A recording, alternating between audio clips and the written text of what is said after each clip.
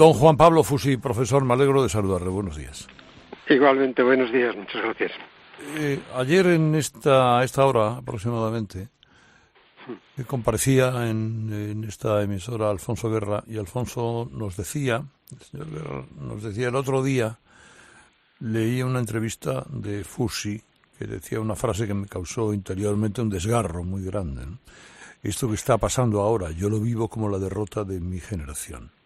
Cuando un historiador como usted, con una trayectoria como la que tiene, da la voz de alarma con una frase como la derrota de una generación, ¿es que estamos viviendo realmente una situación de peligro para incluso el sistema?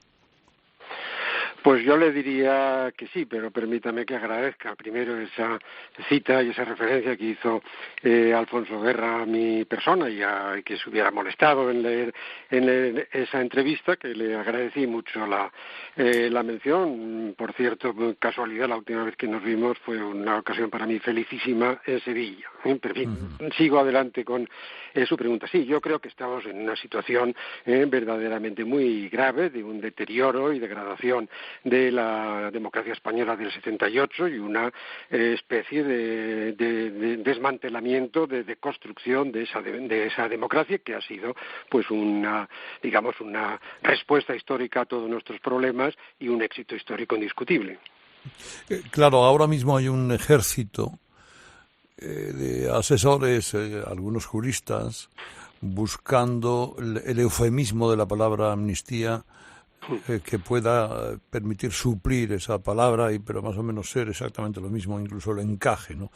¿Es un debate jurídico o cree usted que va más allá de un debate jurídico? ¿Es una trampa situar el debate en esos términos? Pues yo diría que es una trampa. Evidentemente tiene que tener cualquier cosa que se haga un fundamento jurídico. Esto es evidente, ¿no?, que lo tendría que tener, por supuesto, si no es un atropello ya, ¿no?, al orden jurídico verdaderamente cercano a un golpe, pero es evidentemente mucho más que eso. Por supuesto, es una cuestión política, pero también yo creo que es una cuestión moral, de principios, ¿no?, de dignidad de un Estado, de dignidad de toda una construcción nacional. Es imposible, ¿no?, el amnistiar a personas que han desafiado de forma absolutamente frontal el orden constitucional español, han creado un problema considerabilísimo unilateralmente y gratuitamente. El mismo señor Puigdemont era el primer representante del Estado en Cataluña, que eso es lo que suelen tener, la dignidad que tienen los presidentes de las comunidades autónomas del Estado español en Cataluña, y es el mismo que ante las cámaras de televisión proclama la independencia de Cataluña, cuando luego la suspenda, etcétera. La enormidad está en la proclamación de independencia y los conflictos que de ahí se derivaron. Por lo tanto, esto es inadmisible para un Estado, admitir una ley de amnistía que condenaría precisamente a la democracia, que fue lo único que hizo es aplicar la propia legislación democrática para, contrarrestar el efecto de aquella proclamación. Yo he hablado en esa entrevista, de una democracia sin moral. Solo se puede hacer ese tipo de cosas cuando a uno no le preocupan absolutamente ni cuestiones morales ni de otro tipo, o se podría hacer en un gran pacto de Estado entre toda una sociedad que asume y tiene el respaldo electoral para hacer un mandato electoral, para hacer una especie de solución de esa naturaleza. Aquí no hay ninguna de esas circunstancias, ¿no? El señor Puigdemont, a quien van dirigidos todos los cantos de sirena para conseguir su apoyo, y que ha dicho que la amnistía es simplemente el pasaporte para poder sentarse en la mesa a negociar, luego vienen otros recibos al cobro. Estos días ha utilizado argumentos supuestamente históricos en su reivindicación, y él dice, es que España, como Estado, en 1714 invadió, suprimió las instituciones catalanas y luego además inició una persecución del catalán. ¿Quiere usted ponerme, profesor Fusí, el contexto de 1714 exactamente en su sitio? Bueno, yo creo que está puesto hace muchísimo tiempo, incluido por historiadores catalanes también. Es la guerra de sucesión española, que no tiene nada que ver con Cataluña, sino entre digamos, la dinastía borbónica o el archiduque austríaco como candidatos al trono de España. Hay una división en el país en torno a ese asunto. Felipe V es el heredero, digamos, que además es reconocido en alguna parte de Cataluña, por lo menos en algunas de las provincias de Cataluña, y efectivamente, por razones internacionales, la guerra de sucesión es una guerra europea de enorme gravedad y de enorme extensión, la guerra de sucesión española, porque la presencia de los Borbones en España reforzaba la hegemonía francesa en Europa, y por tanto es una cuestión internacional en la cual efectivamente una parte de Cataluña o de algunos elementos de Cataluña apoyaron la candidatura del archiduque austriaco, ¿no?, frente a la línea borbónica. Efectivamente fueron suspendidos algunas instituciones, las instituciones catalanas. Esas instituciones catalanas eran, digamos, no eran ámbitos de soberanía catalana. Cuando se habla, por ejemplo, de la España imperial y se dice que era una monarquía compuesta, en esa monarquía no había más fuente de soberanía que la corona, y nada más que ella. Las Cortes catalanas no tenían ninguna capacidad legislativa. El virrey actuaba en nombre de la corona. Se convocaban las Cortes en nombre de la corona. Es todo verdaderamente una proyección hacia atrás de intereses de hoy, ¿no? Y por lo tanto eso es lo que no se puede hacer con la historia. La historia, digamos, es la que es, ha sido distinta. La manipulación. Se suele decir, o solemos decir muchos historiadores, que el nacionalismo es, por definición, falsea su propia historia, ¿no? Bueno, pues este sería un caso de ellos, ¿no? Que es innecesario, se lo digo, perfectamente uno podría decir, mire, sí, tienen ustedes razón, esto ha sido así, nosotros ahora estamos por otra cosa. Pues muy bien, Claro. ¿Ha sido en algún momento alguno de los territorios que ahora reivindican una independencia, la constitución el reconocimiento de una nación, han sido en algún momento territorios independientes de algo como tal, o realmente tanto su tierra vasca como Cataluña han formado siempre parte o de la Corona de Aragón o de la de Castilla o del Reino de España? Sí, efectivamente, pues es así, como dice usted, es decir, lo que son las tres provincias, lo que llamamos las tres provincias vascas, Álava, Vizcaya y Guipúzcoa, pues digamos desde que aparecen esos nombres en la historia hacia los siglos XI-XII, hay a veces algo de Guipúzcoa que queda asociado a Navarra, pero nunca está bien definida esa territorialidad, pues que si el rey de Navarra había concedido en Guipúzcoa a un orden religioso, una fundación de algo, en fin, muy poca cosa. Desde que nosotros lo conocemos como tal, están asociados a la Corona de Castilla y Cataluña a la Corona de Aragón. En España, digamos en la península, a mediados del siglo XV, hay el Reino de Navarra, la Corona de Castilla, la Corona de Aragón, el reino nazarí, ¿no?, en el sur en Granada, Málaga, Almería y Portugal. En eso está dividida la península ibérica, ¿no?, cuando ya podemos estar hablando de unos estados relativamente premodernos, por lo menos. No son estados nacionales, pero sí son estados ya premodernos y dinásticos que tienen una integridad territorial consolidada de alguna forma, ¿no? Usted ha dicho que la democracia, pese a todo, sigue siendo el modelo ideal de la política, pero que es mucho más vulnerable, más frágil que sistemas semiautoritarios o las dictaduras. ¿Usted cree que el sistema democrático, que siempre tiene enemigos, todo sistema democrático por definición, más poderosos o menos poderosos, corre algún peligro? ¿Y también en el resto de democracias occidentales? Bueno, no paramos de hablar y de escribir sobre ello, ¿no? Libros, la cantidad de libros, muchos de ellos ya traducidos al castellano casi desde el primer momento, con el título La democracia en crisis, la democracia degradada, la democracia amenazada, todo ese tipo de libros, lo mismo en Estados Unidos que en Inglaterra, que en la propia Francia, en los populismos, etcétera, la revancha de los nacionalismos. Me estoy citando de memoria libros de títulos recientes, ¿no? todo ello pues, indica que efectivamente hay una preocupación considerable por lo que estamos viendo en el propio Estados Unidos, en Brasil, en Hungría, Polonia, es decir, distintos, aparte de la consolidación de regímenes autoritarios, si no totalitarios, como la propia Rusia, China, etcétera, etcétera. Sí, está en una situación complicada. Bueno, la historia siempre es problemática y en este momento la democracia tiene grandes debilidades y también la española. Yo lo que querría decir es esto, que no hay que buscar muchas veces causas profundas, como por ejemplo en el propio caso español, que muchas veces, decía un historiador inglés, en la historia no hay causas profundas, lo que es el error de un ministro. Bueno, aquí es lo que hay, el error de unos políticos, ¿no?, que están cometiendo pues una una serie de atropellos al fundamento mismo de la democracia verdaderamente inauditos. Le pongo un solo ejemplo aludiendo a algo que ha dicho usted, que el gobierno ha sido derrotado en 2 ocasiones consecutivas. La segunda tiene mucho más importancia, que no creo que se le está dando. Señor Sánchez convocó elecciones generales después de su derrota en las elecciones autonómicas y municipales.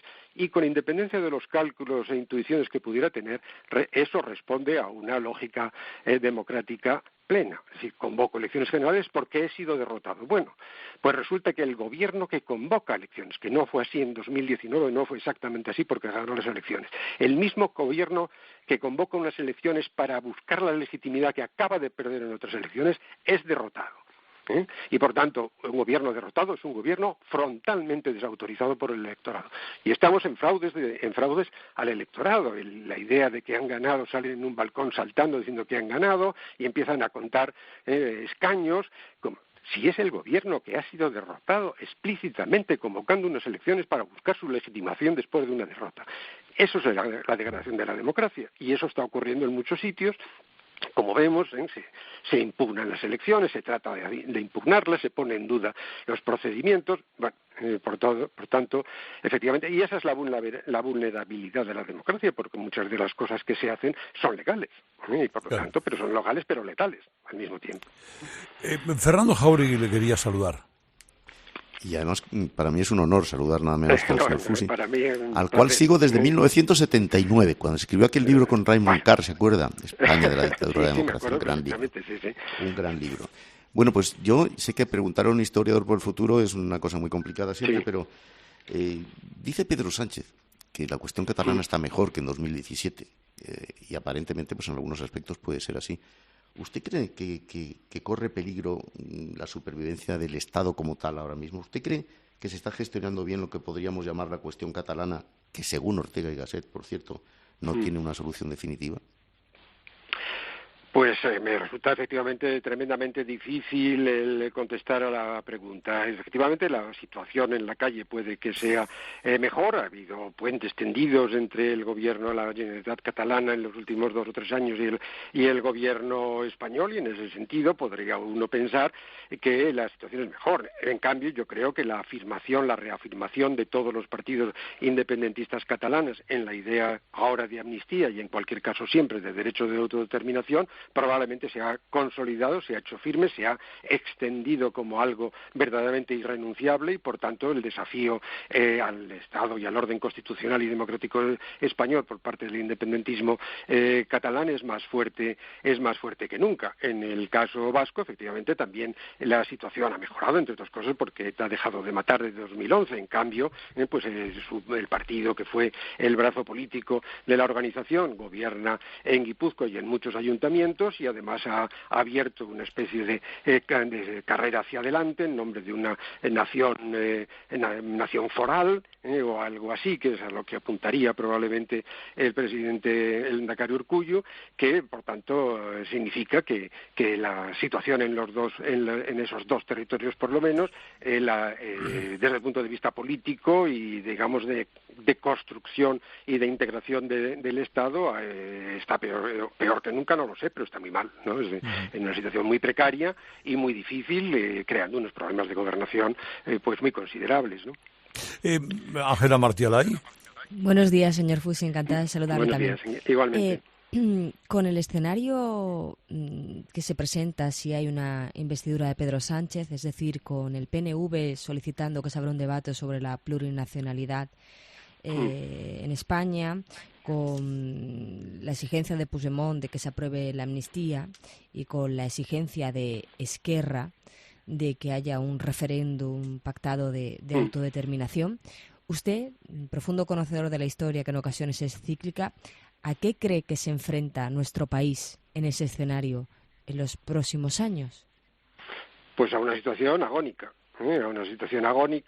en la cual pues todos los fundamentos de España como Estado y de España como nación pues están resquebrajados, en entredicho, desafiados y verdaderamente pues en crisis, ¿no? Y por tanto estaríamos en una situación, ya se han utilizado algunas palabras como insoportable, inaceptable, etcétera, pues desoladora, pues yo le diría pues todas esas expresiones, incluso la mía misma más modesta de derrota de una generación, pues es derrota de la democracia del 78, es situación insufrible, situación desoladora, y verdaderamente además, ahora como historiador, he dicho antes que la transición que tuvo muchísimos problemas de todo tipo, etcétera, pero que fue un éxito histórico en un sentido muy concreto, en el sentido de que fue la respuesta consensuada de los españoles a lo que podemos llamar la gran crisis española del siglo XX que culmina en la Guerra Civil. Y nunca lo habíamos tenido tan bien, por parafrasear lo que dijo Macmillan cuando llegó al poder en Inglaterra en el año 62 o 63 o 64. Dijo, nunca lo habéis tenido tan bien al pueblo inglés que acababa de perder el imperio, pero la verdad es que la situación económica en Inglaterra era mucho mejor que en los años 20 o 30 o lo que fuese. Nosotros hemos tenido un éxito político en la estructuración del nuevo Estado, un crecimiento a partir pongamos, superada la crisis inicial de la transición 77 al 81-82, nos convertimos para el año 2000 en la 9ª o 10ª economía del mundo, en un país europeo, en un país occidental, en un país que acepta inmigración, en un país que invierte más de 90.000 millones de dólares en América Latina. Bueno, nunca lo habíamos tenido tan bien, estábamos reconciliados con nuestro sistema, identificados con el mismo.